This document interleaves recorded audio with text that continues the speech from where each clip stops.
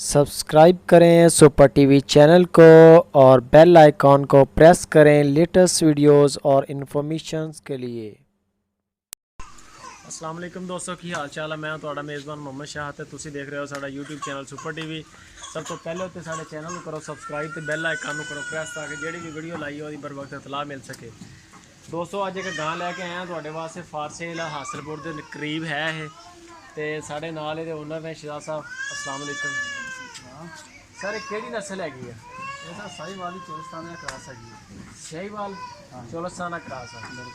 सही हो गया। तो दुध शुद्ध कितना खाया था? दुध तकरीबन मछली प्याज के 4 किलो एक डंग का खाना तेरी आती।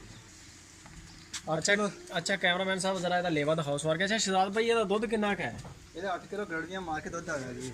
ਦੋ ਟਾਈਮ ਦਾ 8 ਕਿਲੋ। ਦੋ ਟਾਈਮ ਦਾ 8 ਕਿਲੋ। ਤੇ ਸੂਆ ਕਿੰਨਾ ਆਇਆ ਇਹਦਾ? ਤੀਸਰਾ ਸੂਆ ਇਹਦਾ।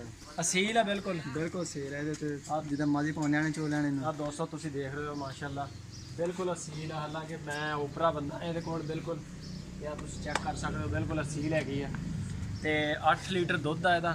ਤੀਸਰਾ ਸੂਆ ਵਾ ਚੋਲਿਸਤਾਨੀ ਸਹੀਵਾਲ ਹੈਗੀ ਚੋਲਿਸਤਾਨੀ ਨਾਲ ਕਰਾਸ ਆ। ਆ ਜ਼ਰਾ ਲੇਵਾ ਦਿਖਾਓ ਬੈਕ ਸਾਈਡ ਤੋਂ ਦਿਖਾਓ ਲੇਵਾ। 1.5 ਮਹੀਨਾ ਹੋ ਗਿਆ ਸੂਈ। 1.5 ਮਹੀਨਾ ਤੇ 8 ਲੀਟਰ ਦੁੱਧ ਆ ਇਹਦਾ। ਗੜਵੀਆਂ ਮਾਰ ਕੇ ਇਹਦਾ ਬੱਚਾ ਦਿਖਾਓ ਜ਼ਰਾ ਕੈਮਰਾਮੈਨ ਸਾਹਿਬ। ਉਧਰ ਬੱਚਾ ਇਹਦਾ ਵੱਜਾ ਹੋਇਆ।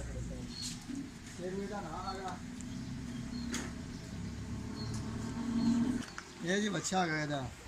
ਅੱਛਾ ਇਹ ਬੱਚਾ ਇਹਦਾ 1.5 ਮਹੀਨੇ ਦਾ ਹੋ ਗਿਆ ਤਕਰੀਬਨ। ਇਹਦਾ ਨਾਂ ਟਿੱਪੂ ਆ ਗਿਆ। ਟੀਪੂ ਨਾਮ ਆ। ਟਿੱਪੂ ਨਾਂ ਇਹਦਾ। ਜ਼ਬਰਦਸਤ ਹੋ ਗਿਆ।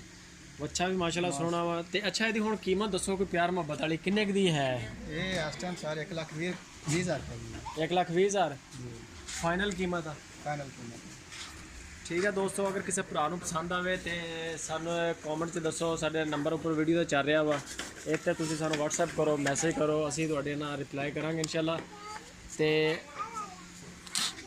अच्छा शराब साहब अपने को कोई WhatsApp का नंबर है?